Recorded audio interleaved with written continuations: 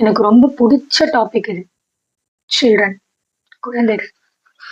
எனக்கு தோணும் இதை பிரிண்ட் பண்ணி எல்லா பேரண்டிங் பண்றாங்கல்ல அவங்களுக்கு எல்லாம் கொடுக்கணும்.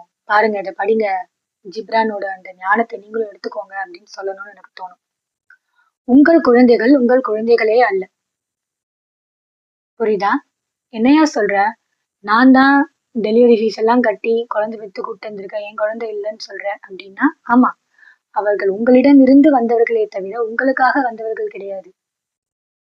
அவங்க வேற ஒரு பர்பஸ்க்காக வந்திருக்காங்க. நீங்க உங்க வயித்துல பிறந்துட்டாங்க, உங்களுக்கு பிறந்துட்டாங்கன்றதுக்காகவே உங்களோட எல்லா கனவுகளையும் உங்களுடைய எல்லா வழிகளையும் அவங்க தலைமையில தூக்கி சுமத்தணும்னு அவசியம் இல்லை. நீங்க வாழாத வாழ்க்கையெல்லாம் அவங்கள வாழ வைக்கிறதுக்கு ட்ரை பண்ணிட்டு இருக்கீங்க. நீங்க அவர்களை போல் இருக்க நீங்கள் விழையலாம், ஆனால் தப்பி தவறி கூட அவர்களை உங்களை போல் மாற்ற விழாதீர்கள். ஆனா நம்ம அதுதான் பண்ணிட்டு இருக்கோம். 24/7 ஒரு குழந்தைக்கு நம்ம என்ன சொல்லி கொடுத்துட்டு இருக்கோம்? நீ இப்படி ஆகணும், நீ அப்படி ஆகணும், நீ கடைசி காலத்துல அப்பா அம்மாவை இப்படி பாத்துக்கணும், நீ நல்லா சம்பாதிக்கணும், ஸ்டேட்ஸ் போகணும், டாலர்ஸ்ல சம்பாதிக்கணும், அப்பா போலான்னு நினைச்சேன் முடியல, அம்மா போலான்னு நினைச்சேன் முடியல, நீ அதெல்லாம் பண்ணு. இததான் பண்ணிட்டு இருக்கோம்.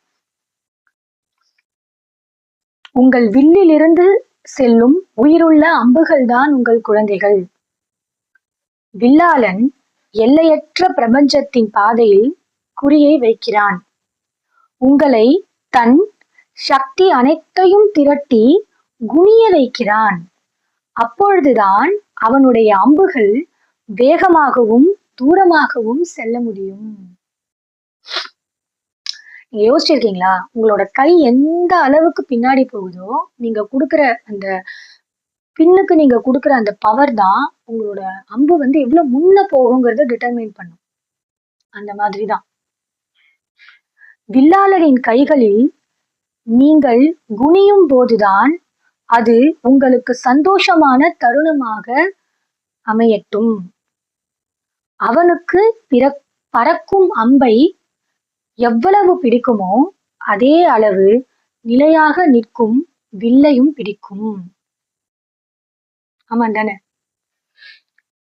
உன்னோட அம்பு உன்னோட டார்கெட்டை அச்சீவ் பண்ணுதுன்னா அதுக்கு கையில நீ எவ்வளவு அளவுக்கு ஸ்ட்ராங்கா அந்த வில்ல பிடிச்சிருக்கியோ அதுதானே இந்த அம்பு போறதுக்கு மெயினான சப்போர்ட்டே. இங்கதானே நிக்குது, இது என்ன உதவி பண்ணுச்சு அப்படின்னு நம்ம சொல்லக்கூடாது. இது இங்க ஸ்ட்ராங்கா நிலையா நிக்கிறதுனாலதான் அந்த அம்பு ஃபாஸ்டா அங்க போகுது. எஸ், நடராஜர் ஊன்றன காலில் தான் அருள்பாவிக்கும் காலுக்கான எல்லா தத்துவமுமே அடங்கி இருக்கு. அதுதான் இங்க அப்ளை ஆகுது.